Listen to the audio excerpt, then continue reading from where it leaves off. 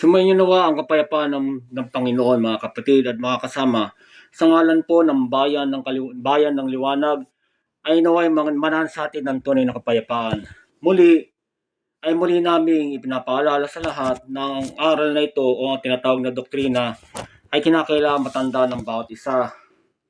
Yung mga bagay na ito ay huwag ninyong hahayaan na inyong malimutan, na huwag ninyong lilimutin, na araw-gabi ninyong dadalhin ang aral na ito, na kayo'y naging mga kasangkap na sa bayan, na siyang ang bayan ng katotohanan, na ayon nga sa aklat ni Zacarias.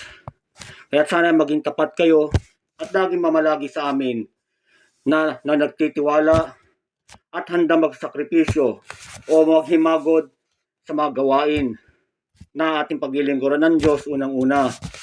At ang ating sariling sambahayan na tayo nagtutulungan sa isa't isa, na palaging maging matulungin, na tumatalima.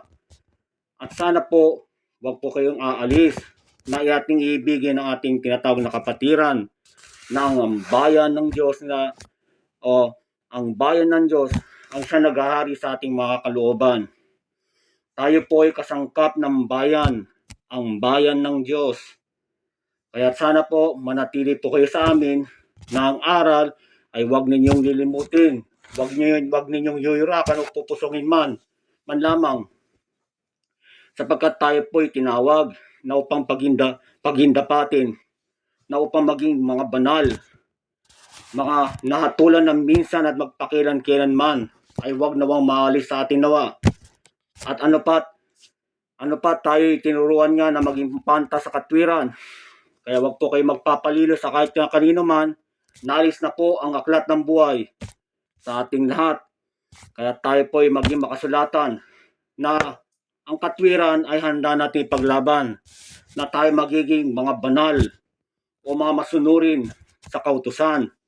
Masunurin tayo sa aral na siyang ipinagkaloob sa atin sa ating mga puso. Na tayo, ang ating tagapagturo lamang po ay si Hephzibah. Hephzibah po ang pangalan po niya. Siya po ang ulo sa bayan. Kasama roon ang Diyos Ama at ang mga liwanag na anak na kanyang anak. Sila yung mga espiritu at mga kasama rin ang mga espiritu ng tagapaglingkod. Sila pa yung magkakasama. Naroon tayo at ang lahat ng mga bagay na ukol sa kautusan na siyang ating kalayaan ay naroon nga, mga kapatid. Ano pa? Tayo po'y tinuturo maging maingat sa lahat ng oras. Kaya muli, bilang pagpapaalala sa bawat isa, ay lagi tayong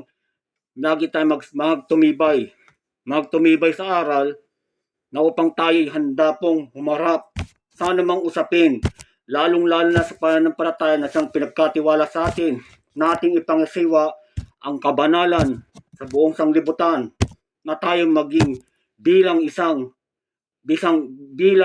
mga ilaw o isang tanglaw sa buong sanglibutan. Datapwat tayo nga'y totoong marami, na tulad nga sa isang dakilang katawan na siyang tinatawag na isang katawan.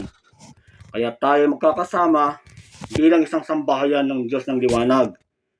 Sana po ay huwag ninyong lilimutin na ang dapat natin gawin ay magtalaga na tayo po ay magpapatawad, maglinis ng ating mga kalooban, mag-alis ng galit, na huwag tayong magtatanim sa kahit na kanino man, na tayo matuto magpatawad, mag-alis ng galit, at huwag natin dadalhin sa loob nga ng templo kapag tayo dumadalo, sapagkat hindi maaaring maghari sa atin ang kapuotan, sapagkat ang biyaya nga'y maaalis. Datapwat ang kasamaan ay tatahan sa ating mga puso. Ang demonyo nga'y siyang maghahari. Ang demonyo nga'y siyang maghahari sa atin, sa halip na ang Diyos.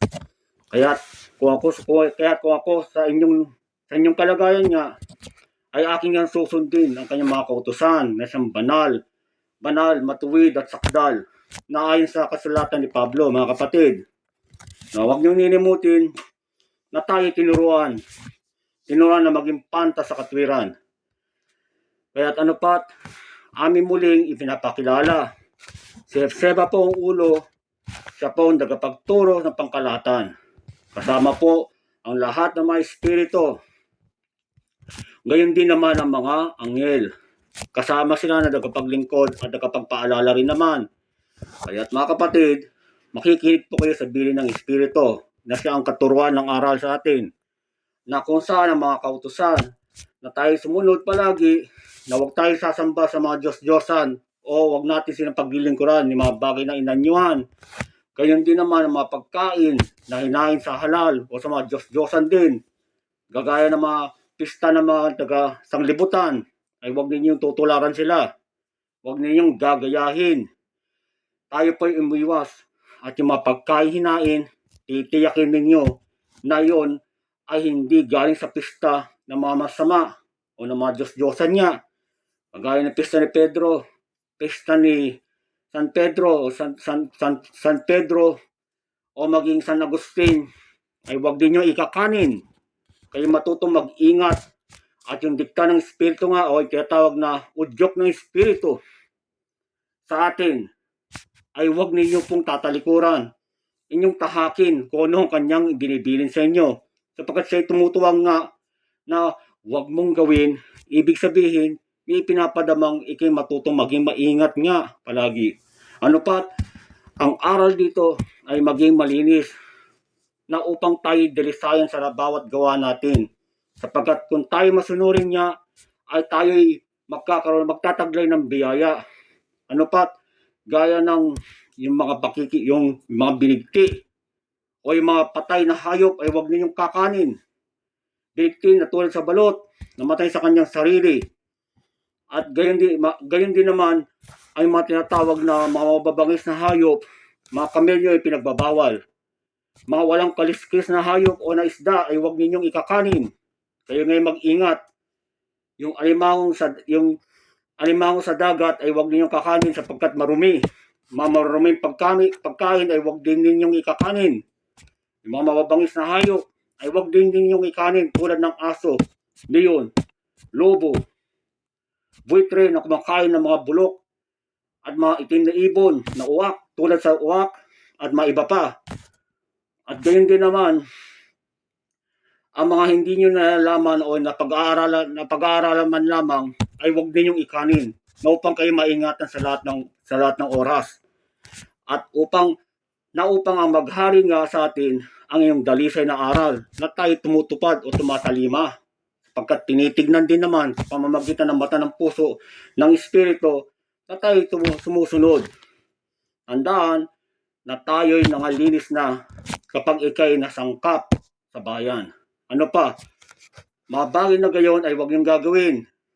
Pag pamusong, yung mga kapusungan ay huwag ninyong gagawin. Nayuyurakan ang aral o papaybayin ang mga salita. Sapagkat pinagbabawal ng Diyos yun, huwag ninyong gagalawin. Huwag ninyong babawasan, ni dadagdagan. Sapagkat ang kasamaan niya ay masusumpangan. Kayo'y mapapahamak mga kapatid.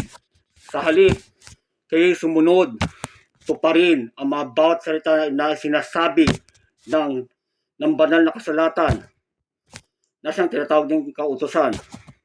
Kaya mga kapatid, maging maingat tayo sa lahat ng oras. Matuto tayo magpasakop sa isa lamang tagapagturo na siyang sinugo sa atin.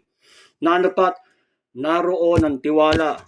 Nasa kanya ang kanang kamay ng pangangasiwa na siya lamang inyong didinggin kasama ng kanyang mga sinusugurin tulad ng mga manggagawa o tulad ng mga obispo, ministro, manggagawa, diakono at lahat-lahat ng mga bagay na kanyang naitinalaga nga sa pamamagitan ng pangangasiwa ay marapat na masunod. Ganyan po ang kautusan mga kapatid. Huwag po kayong hihiwalay. Huwag niyong tatalikdaran o huwag niyong tatalikuran na mga bagay na gayon ay mga aral na siyang tunay na kinasiyahan ng Espiritu. Lalo pat kapag ikay nasa loob na hindi ka na maaari pang umalis, ikay manatili palagi na magtiwala ka, magtalaga ka, mag-ayuno palagi kapag ikay maghahain o maghandog. Muli natin umpisahan. Kapag ikay nasa loob na, nataglay mo ang kalayaan na tinatawag na kautusan, na siyang kautusan ng pag-ibig. Tayo ay tinuruang huwag higit sa mga bagay na nasusulat. Kaya kung ano yung tinuturo ay siyang masusunod. Kung hindi po tayo nakakatiyak, ating nga ipagtanong ang katwiran. Sapagkat ang tunay na pantas ay nagtatanong at maingat yon na ayon sa kasulatan din naman na sila'y sumusunod, sila'y sumusunod at hindi pa imbabaw na nakalooban. Sapagkat tumatalima sila palagi doon sa tagapagturo, mga kapatid. Kaya't ang aming uulitin muli, huwag maging magagalitin sapagkat tayo ngayon nagtatalaga na upang tayo makapagpasalamat o makasamba o maganap natin ang ating tungkulin, palagi tayo maglinis ng kalooban na matutong magpatawad. Huwag tayo magiging magagalitin o matanimin sa kahit kanino man. Pag sila'y nagkasala, inyo nga silang patawarin. Ano pat, ang biyaya nga ay darating sa atin. Masusumpungan nawa ang lahat ng bagay na ukol sa kaawaan. Kahabagan nawa ang bawat isa na tumutupad na ayon nga sa kasulatan. Na siyang biyaya sa atin, na siyang pangako. Sa makatuwid baga, ang aral ng kadalisayan ay siyang ating matatanggap sapagkat ang mabusilak na puso nga ay isang sinusunod ng lahat ng espiritu at lahat-lahat ay nagpapasailalim o nagpapasakop sa kautusan. Tayo maging mapagpasakop, mga kapatid, na ating alalahanin palagi ang saliwanag. Pagkat doon tayo tinawag na naalis ang sa kadiliman, mga kapatid. Kaya lagi niyong susundin lamang ang saliwanag. Layuan natin ang mga anyo ng kasamaan. Kapag ating naramdaman, ay huwag natin gagawin. At gayon din naman, kung ating nakita masama, ay layuan na natin. Tulad ng mga bagay na nakikita sa sanglibutan, na mga bagay na ukol sa kalayawan, ay huwag ninyong gagawin, mga kapatid. Kaya tayo matutong sumunod at palaging maging malinis. Maging dalisay nga ang ating mga puso, maglinis ng kalooban araw at gabi.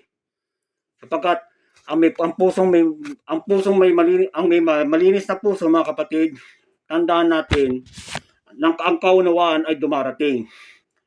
Ang gusto ng Diyos, ang ibig ng Diyos, ang ibig ng Diyos, lahat tayo nagpapasakop na upang ating matagpuan ng katiwasayan. Sapagkat ang Diyos ay namumuhay sa pamamagitan ng kapayapaan. Sapagkat ang kautusan ang siyang pumapayapa sa bawat isa. Kaya ibig ng Panginoon na tayo po'y nagpapasailalim sa kanyang kautusan, kundi tayo po'y maitatakwil. Tayo po'y mapapaalis sa loob ng bayan na ang tinatawag na pagtitiwalag na may 5 ulit lamang. Mula sa kamalihang yaon, mga bagay na tinatawag na kapusungan na aking nabanggit kanina, mga kapatid, ay aking inuulit, ay huwag ninyong gagawin. Kahit hindi man doon, maraming bagay na kasamaan na maaari tayong maalis. Tulad ng sa mga bagay na pag-iimbot o yung pagnanakaw, ay naiipon yun. Kapag natipon na mga bagay na gayon, ay tinitimbang ng Diyos yun, tayo maaaring mapaalis. O kaya sa pangangalo niya, kung kayo mapangalo niya, na ulit kahit 2 man lamang, kung hindi maibigan ng inyong kasama o katipan, sapagkat hindi ka nagtatapat, ayaw ng Diyos yun, mga kapatid. Ika'y walang salang mapapaalis. Kaya't wag nating ipagmalaki na tayo'y may taglay na 5 na tinatawag na 5 pataan. Kaya't inyong ingatan palagi ang aral, mga kapatid, na ang pag-ibig o ang kautusan ay sinusunod. Na tayo laging tumalima. Na tayo laging makikinig sa kanya lamang. Wala tayo ibang didinggin kundi ang kanyang tinig lamang. Kaya gayon ang aral, mga kapatid. Muli, huwag magagalitin. Mag-alis ng sama ng loob sa lahat. Matutong magpatawad palagi na upang tayo tanggapin. Maging ang hahain man ay maging katanggap-tanggap na upang ating matanggap ang tunay na biyaya mula sa langit. At ano pa, mga bagay na gayon ay inyo pong laging pong iingatan. palaging maging maawain, na tayo matutong maglimos sa lahat. Kapag tayo nagpapautang naman, ay wag mo nang asahan na sila magbabayad. Lalong-lalo na kung sila'y dukha o walang o maaba sa sanglibutan. At tayo magtutong magpakita ng awa sa lahat na upang tayo kaawaan sa huling araw. Ano pa, pinagtitibay nga ang mga bagay na ito na tayo matutong maging mahabagin. Huwag tayong maging malupit sa kapwa, lalong-lalo na sa mga kapatid natin sa loob ng bayan. Bagat ibigin mo ang iyong sariling sambahayan, gayon din naman ang sambahayan ng Diyos. Matuto tayong umibig. Huwag mong ikitil ang iyong sariling buhay. Inyong ang ibigin, sapagkat ang Diyos ang lumalang sa iyo, sapagkat ang buhay ay sa Espiritu. Huwag mong lalabagin ng mga bagay na ukol sa Espiritu. Ipinagbabawal po yung mga kapatid. Ano pa? Tayo palaging maging mahinahon. Mahinahon sapagkat marami tayong nasusumpungang mga bagay na nakakainis o nakakaalis ng pagtatalaga. Kaya tayo tumalaga palagi. Na tayo matutong lumayo sa kasamaan. Huwag niyo silang tatangkilikin. Manatili ka sa loob ng bayan. Laging mamalagi sa iyo ang espiritu ng kapayapaan. Na siyang ang Diyos Ama na nagtataguyod ng mga bagay na gayon. Sapagkat ikay kasangkap ng liwanag, kinapuputan mo masama, sumasanib ka sa mabuti. Gayon ang sinasabi ng kasulatan, magbuhat pa ng pasimula. Ano pa, ikay tinuruan ng mga bagay na gayon, ay ikay palaging maging mapagpatuloy, araw at gabi, hanggang sa huli, hanggang sa wakas, sapagkat ang magiging wakas ng iyong buhay ay mabiyaya, na magiging katanggap-tanggap na ayon sa pangako na ikay kasamang maliligtas at maibubukod. Sapagkat gayon ang turo na upang lahat ay maligtas, ay tayo tutupad at tatalima at mag-iingat palagi na iingatan natin ang kanyang aral. Ano pa? Ang mga bagay na ito, huwag ninyong nilimutin. Palagi tayong maging matibay. At ang tinatawag na huwag po tayong magnanakaw ay pinagbabawal din naman ng Diyos. Na upang tayo huwag tayong mag-iimbot. Ang kasakiman nga ay malayo sa ating mga puso. Na upang ang lahat ng mga kasamaan o mga katuksuan ay malayo sa atin. Na huwag tayong maging sakim o mag-iimbot ng di sarili sa atin. Sapagkat tinuruan tayo ng Diyos na magsikap, na maging masipag. Sapagkat gayon ang katangian ng mga tunay na mga iibig sa Diyos o sa mga sumasampalataya. Ano pa? Ating pagpilitan na tayo magpakalakas sa Espiritu. Sapagkat ang ating lakad ay hindi gayon lamang. Ang takbuhin na mula sa pangasiwa ng Diyos ay pawang kabutihan lamang at pawang sa liwanag, sapagkat naroon ang tunay na ating kalayaan ng pag-ibig, na tayo tumutupad at nag-iingat palagi. Iniibig natin ang kapatid, dapat natin silang ibigin na tulad sa ating mga magulang at mga anak na nililingap, at hindi tayo mapait sa lahat, ay hindi tayo mapait sa ating mga asawa. Kaya ano pa, ang mga bagay na gayon ay huwag niyo nilimutin. Ang kasakiman, kapatid, ay nagbubunga din ng pagpatay. Sapagkat kapag ikay nagnanakaw, ay maraming higit na bagay na ikay matutukso. Mawawala sa iyo ang espiritu ng kadalisayan na ikay nanatili sa iyong tinatangkilik lamang, na ikay hindi humihigit sa biyayang iyong tinanggap. Datapwat, ako'y dumadalangin palagi na tayo matutong manatili sa mga bagay nating tinanggap lamang. Na huwag tayong maging higit sa mga bagay na gayon, na upang kasakiman o pag-iimbot ay mawala nawa sa ating mga diwa. Lalong-lalo na ating kalooban ay manatiling malinis, na tayo pinanatilihan ng espiritu ng darisay. Kaya't mga kapatid, muli ipinapaalala ko sa lahat na tayo matutong mag-ingat palagi na ating tuparin ang mga bagay na ito, na upang kang kaunawaan sa ating mga puso ay huwag mawaglit, huwag nating hayaang maalis o maagaw ng sinuman. Manatili sa Espiritu, manatili sa turo namin. Kaya't mga kapatid, hanggat ikay nasa loob, iyong tataglayin ang lahat ng karapatan bilang na tumutuwang din naman sa mga ministeryo na maging matulungin tayo palagi, na ating tutulungan ang ministeryo ng Diyos, lalong-lalo na ang kanyang mga nagpagturo o yung mga sinugo. Gayon din naman ang lahat ng gawaan ng kabanalan, sapagkat itinatanyag natin o ipinagmapapuri natin ang mga gawa ng kabutihan, lalong-lalo na ang pagbibigay ng limos, pagkain o maging mga damit man, ay tayo namamahagi sa kanila sa pamamagitan ng pagmamagandang loob o kawang gawa, na nagmamagati ang loob tayo sa lahat, sapagkat gayon ang utos sa atin, na upang ating maikayat sila sa pamamagitan din naman ng pagpapalaganap, na tayo nagtuturo ng mga bagay ng kabutihan, ano pat ating nilalabanan ang lahat ng suligin ng kadiliman.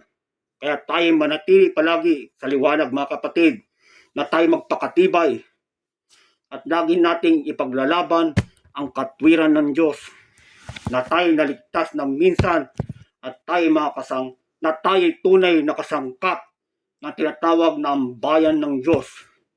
Sa makatuwid baga, ang bayan ng katwiran ang siyang nagniningning sa ating mga puso, na tayo mga tunay na tanglaw nga. Gayon po ang kasulatan mga kapatid. Ano pa? Ang ating tatandaan, ang lahat ng bagay na ito ay aming ang tinuturo sa inyo, na tayo po'y palagi pong magtiwala, sapagkat huwag po tayo mapag-isip ng masama mga kapatid, na tayo matutong magpasakop palagi, na upang ang kapayapaan ay ating masumpungan, na tayo maging mapayapa, maging maamo, maging mabuti, maging mabait, maging matalimahin, na upang ating masumpungan ang Espiritu ng Diyos, na upang tayo'y kanyang dalhin doon sa kanyang kaharian, na siya lamang ang nagmamay-ari sa pamamagitan niya ng Diyos Ama. Kaya tayo'y tulad sa isang sambahayan, na tayo'y pawang magkakasama, na may mga kanya-kanya tayong matungkulin, na upang itaguyod natin ang pangasiwan o ang pangangasiwan ng kabutihan. Sa gawang kabanalan niya ay ating itanyag ang bandila ng pag-ibig, o yung watawat ng pag-ibig. Watawat ng pag-ibig, tandaan niyo mga kapatid, na lagi nating gagawin araw at gabi, na walang sawa tayong tutupad, na mangyari nawa ang kalooban ng Diyos at hindi sa atin. At kung tayo tutupad, ay palagi natin sasabihin, ang o ay magiging o, ang hindi ay hindi. At kung loobin nawa ng Panginoon, siya nawa. Maging magpagpasalamat, tumanaw ng utang na loob sa Kanya, at maghain na maawitin, purihin siya, pagpasawalang hanggan.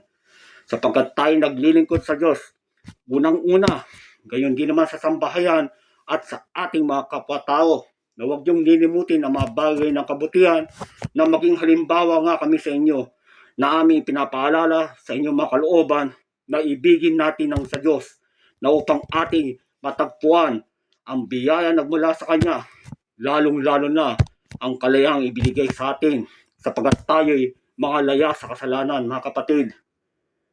Pagtibayin nawa ng inyong mga kalooban, manatili sa amin sa makatuwid baga sa aral ng bayan ng katwiran. Kaya't sana alam natin na katakawan po mga kapatid ay masama, ay iwasan din natin.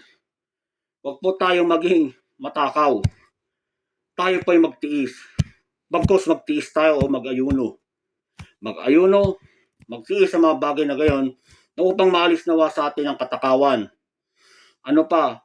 Bukod sa pagiging masakim, ay huwag tayo pong maging malibog. Ang kalibugan nawa ay maalis sa atin. Ang tao tulad ng pakikiapid, tayo tinuruan maging tapat sa ating pong katipan, maging tapat tayo sa Kanya. Sapagkat ang turo nga sa bayan, ang bayan ay isa lamang na siyang asawa ng Diyos na siyang nakasulat sa Jeremias, na ang bayan niya ay tulad sa asawa ng Diyos na kanyang kinagigiliwan. Kaya tayo manatili, mga kapatid, na tapat. Sumampalataya tayo palagi, maging mananampalataya, ibigin ang kanyang kautusan. Na bukod doon sa yung kalibugan, at yung kalibugan ay malayo nawa. Ang pangangalan niya ay malayo nawa. Kalayuan ay malayo nawa sa atin. Huwag natin pong gagawin ang mga takbuhin ng sanglibutan. Tayo po'y manatili sa aral ng Espiritu. Nasa tayo pinanatilian sa mga aral na tinali tayo ng aral ng pag-ibig. Na doon tayo nagsasanay palagi na ibigin ng Diyos. Ibigin natin mga kapatid natin at gayon din naman ang ating mga kapwa-tao. Na huwag ninyong ililimutin na sila ay bahagi ng ating pinaglilingkod, na upang mapangasiwaan natin sila ng tapat na ayon niya sa kalooban ng Diyos. Gayon din naman na tayo'y tinuturuan na lagi magbulay, magtanong o maging mapagtanong nga. Pagkat tayo'y ginawang mga pantas o naging mga pantas o sanggol sa katwiran. Kaya't huwag ninyong nilimutin palagi na ang karunungan ay ating nasumpungan na. Ano pat, tayo po'y mamalagi palagi na tayo naghahanap ng katwiran, sapagkat naroon ang susi ng pintuan ng langit.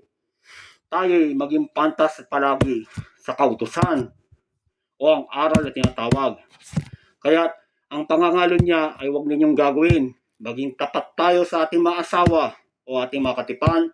Sila lamang ang inyong ibigin hanggang sa kayo matali ng kautusan. Wala kang ibang iibigin kundi siya lamang at mamahalin mo araw-gabi. Huwag kang maging mapangalon niya. Ibigin mo ang iyong asawa. Maraming mga tao na naging marumi. Kaya iwasan natin ang mga bagay na karumihan. Ano pat, layuan natin ang karumihan. Panagilian, ang pagpatay. Ang karumihan, ulitin ko. Karumihan na tulad sa mga sasanglibutan niya, ng mga bagay na nakikita mo mga hindi karapat-dapat o kanais-nais na nagagawa natin, maging sa ating sarili man, maging sa lahat na nakikita natin. Katay tumitingin na may kahalayan, na tayo may mga bagay na iisip na paghiganti, ay bagay na karumihan ng isip yon. Kaya tayo magbalinis at palaging magbalinis ng ating mga kalooban na laging ninyong ititipon sa inyong mga puso.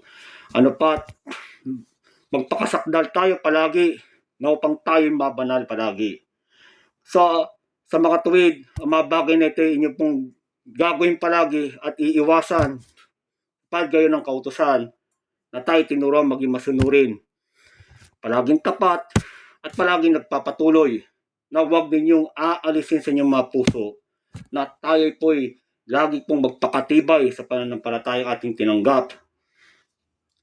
Malayo nawa ang karumihan at ang tinatawag na panagilian, mga kapatid, na tulad din sa kapuotan, bago po yung kapuotan. Ang panagilian po ay pagpatay. Huwag po natin gagawin. Huwag po tayong papatay kahit man na hindi natin sila kapatid o kapananampalataya man, ay huwag ninyong pabayaan na kayo'y mahahawa sa mga takboy ng sanglibutan.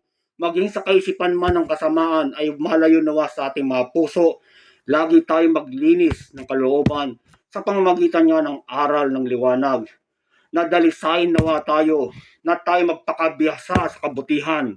Ang kabutihan niya ay isang ating lakas na tao na tulad sa isang bisig na unat na ating itatahakin na matuwid na landas ay masumpungan nawa sa pamamagitan niya ng mata na nating natatagpuan o natititigan ng mga bagay na gayon. Kaya tayo ay matutong maging tunay na mag-iibig sa Panginoon. Susundin mo ang kanyang tinig lamang o ang kanyang kautusan.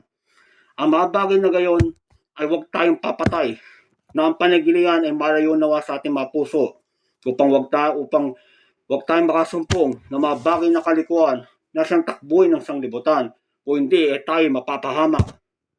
Malayo nawa ang diwang ito sa ating lahat sa buong kapatiran. Namin pong ipinagpapasalamat palagi, tumanaw tayo at purihin siya palagi sa liwanag, sa liwanag ang pagtatagumpay. At ang kaputan, bagaman alam na natin kahulugan yaon. Ang kaputan niya ay pagpatay din naman. Tayo tinuturuan, unang-una, na unahan natin ang mga kasamaan sa pamamagitan niya ng kasakdalan o yung tinatawag na kabanalan. Ang kabanalan ay malinis. Laging naglilinis, laging lumalayo sa kamalian. Tulad ng mga bagay na ikay nagkakaroon ng tinatawag na naiinggit ka o yung tinatawag nating naninibugho. Ang paninibugho po ay pagpatay din kapag ito'y natanim na sa puso natin. Kaya alisin natin mga kapatid, ating pagpilitan na tayo maging malinis, maging banayad at banal. Na ating sundin ang utos ng Diyos. Ibigin natin ng lahat, maging sino man sila, na huwag tayo maging mapang-uri o huwag tayo magtatagi ng tao na kahit na sino man. Sila'y dukha, inyo nga bigyan ng pagkain, inyo nga silang pakainin o painumin o damitan man lamang. Huwag ninyong nilimutin, sa mga ganyong bagay ay totoong Diyos ay totoong nalulugod. Tayo maging magliliw sa lahat, maging palakaibigan sa lahat.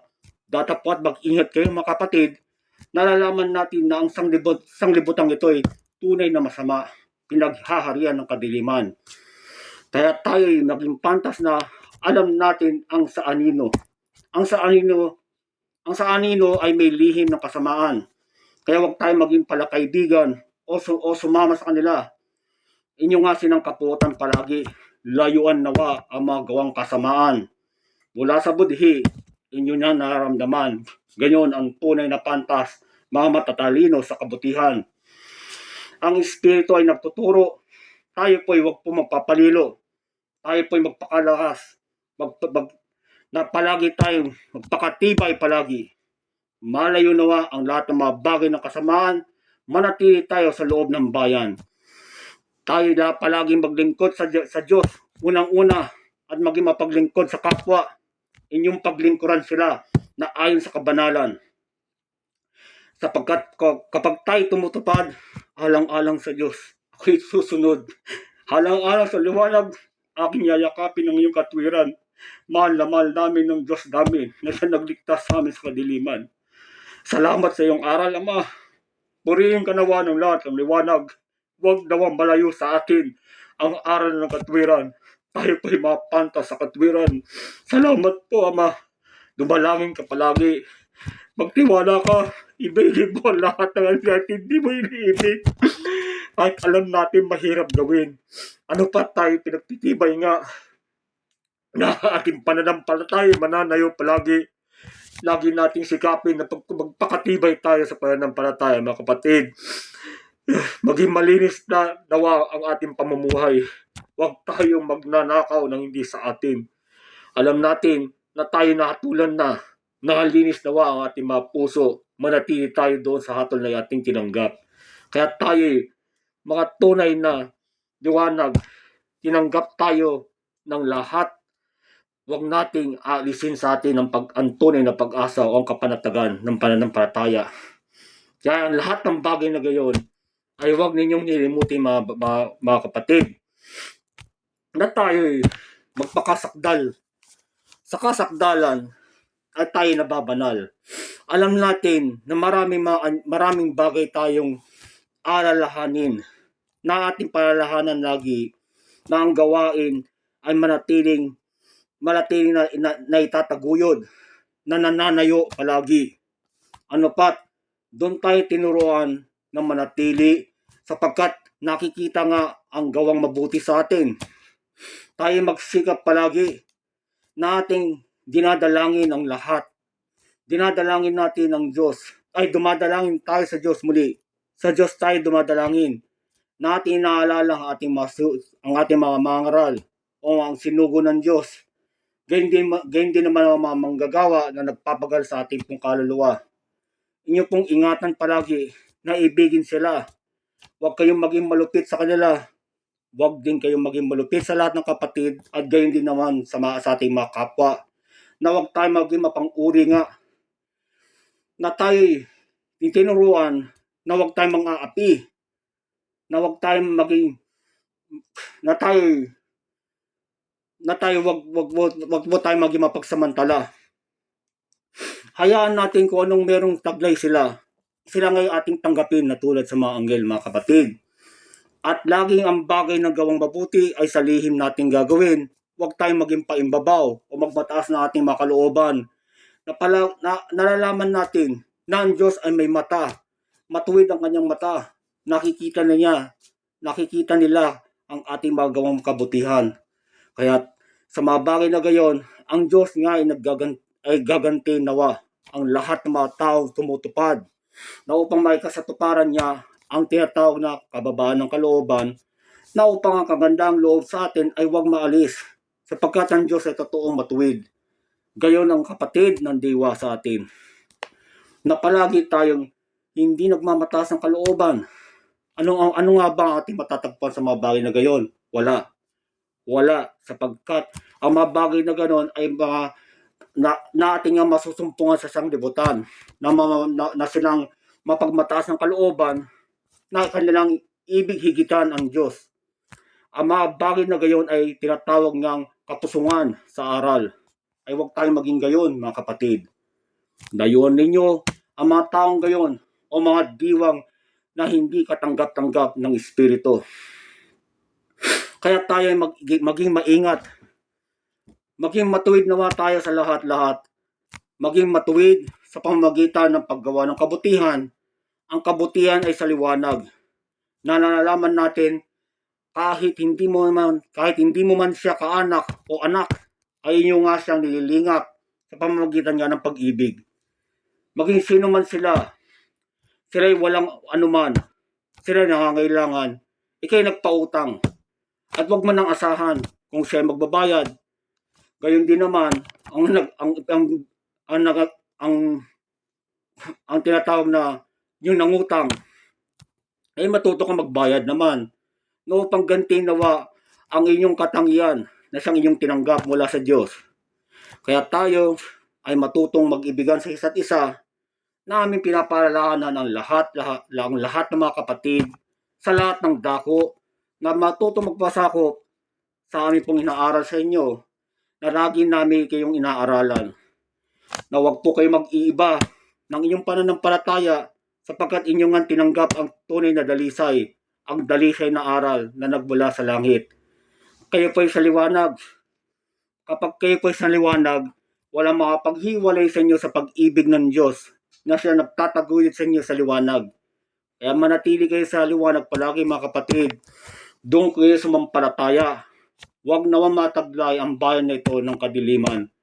Inyong ang kapuotan ang lahat ng kasamaan. Manatiling nagtatalaga at palagi mapagpasalamat o tumatanaw ng utang loob. Ano pat, tayo ngay matuwid. Inyong alalahanin ang aral na matulad sa mga isdang walang kaliskis ay huwag ninyong ikakanin, na upang kayo maingatan palagi. Aking pong pinapaalala sa inyo na mga bagay na marurumi tulad ng mga hito. Alam natin na inyo pong pag-aralan po ang mga bagay na ito. Bakit napakahalaga na tayo tumatalima? Sapagkat tayo po ay sinusubok ng Diyos. Kung tayo tatalima sa Kanya, kung tayo sa Kanya, ating niyang tuparin na huwag natin kakanin ang mga gayong bagay. Lalo na ang baboy, marumi po.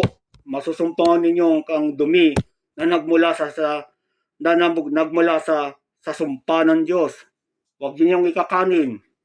Tandaan palagi ang kabanata sa 65 mula sa taludtod na ikalima, ay inyo pong matatagpuan na ang baboy, o ikalawa hanggang ikatlo, ay inyo pong masusumpungan na ang baboy ay kasuklam-suklam na siyang sinasabawan. Huwag niyong ikanin. Sinumpayon na mula sa aklat ni Malakyas, na siyang Ang Diyos nga ay nagsabog ng karumihan sa mga bagay na gayon sapagkat yung tinatawag nilang yung kilebi o yung tipan ni Levi ay hindi nila tinupad. Maingatan nawa ang inyong mabudhi. Dayuhan ninyo ang mga nagtuturo ng kamalian. Datapwat kung sila ngay tunay na sa atin, inyong palalahanan na tayo po matuto pong magturo sa lahat na upang kanyang pong tandaan na upang ang lahat ay masagip laban sa kapahamakan. Kaya nasumpungan natin na tayo po'y magpakasakdal o magpakatuwid sa pamamagitan nga ng pag-ibig, mga kapatid. Ano pa, tayo tinuruan maging malinga sa ating sambahayan. Lingapin natin ang ating pong mga magulang na isang tinuturan Diyos na tayo po'y susunod sa Kanya at gagalangin natin sila. Na tayo po'y unang-unay tinuruan maglingkod sapagkat sa lahat, bago ka matuto ng katwiran, ay sa iyong sariling sambahayan niya ay tinuturo nga na ibigin mo unang-unang yung sarili, gayon din naman ang iyong magulang. Mga anak, ang iyong asawa ay iyong kinakandili, na gayon din ang iyong sambahayan ay hindi ka malupit o nagpapakita ng kalupitan. Datapwat, pag-ibig niya ang siyang bumubuhos sa iyong sambahayan. Na kayo naglilingkuran sa isa't isa, na kayo nagtutulungan na upang ang tungkulin ay manatili. Gayon din naman, pagsasambayan ng Diyos ay tinatawag na kanyang mga ministeryo na ang tungkol ay manatiling malinis, walang masusumpong katiwalian. Kaya kung pagdating nga sa salapi, ay huwag kayong mag-iimbot, kayo'y mag-ingat palagi, mga kapatid, na huwag kayong magnanakaw sa anumang paraan, na kayo matutong mag-ingat. Lahat ng mga pinagtalagahan na bagay ay inyo pong bibilangin sa harapan ng marami na may saksing 3. Sapagkat ang 3 ay yun po ay talagang kinasiyahan ng Espiritu na siyang tinatawag na 3 ikit ng pag-ibig o yung ikit ng kautusan. Ang lahat ay gagawa na ayon lamang sa kasulatan. Huwag po tayo maging sakim o mag-iimbot ng mga bagay na hindi sa atin. Ipinagbabawal po sa buong bayan at sa lahat ng dako. Kaya kayo po ay maging maingat at palaging magpasakop palagi na kung kayo'y gagawa ay ayon lamang sa ipinag-uutos ng Diyos, maging sa mga sinugo niya o mga ministro o mga manggagawa man na siya ibinababa sa inyo, na doon lamang kayo mamamalagi. Kapag sinabing kayo'y huwag nang lalabas sa bahay, kayo po'y manatili sa inyong tahanan. Kapag kayo lalabas mula alas 7 ng umaga hanggang sa kinagabihan o ikapito ng umaga hanggang sa ikapito rin ng gabi, kapag sumapit na ang gabi, ay kayo manatili sa bahay. Sundin ninyo, mga kapatid, sapagkat kayo iniingatan nga ng mga kapatid nating mga manggagawa. Tumalima kayo palagi. Ibigin ninyo ang kautusan, sapagkat pag-ibig sa inyo ng Diyos yun. Nakikita natin sa pamamagitan niya naman gayong bagay ay nagkakaroon tayo ng isang diwa na siyang tinuturo sa ating lahat. Manatili sa aral at huwag aalis. Ating nga nasumpungan ang dalisay na aral ng ambayan ng Diyos. Maraming salamat sa lahat. Kasyan nawa ang lahat ng mga kapatid. Manatili nawa ang kapayapaan ng Diyos sa atin. Manatili tayo palagi sa liwanag. Sa liwanag ang magtatagumpay. Magbatian ng banal na halik. Maraming salamat sa pangalan ni Epsiba. Amen.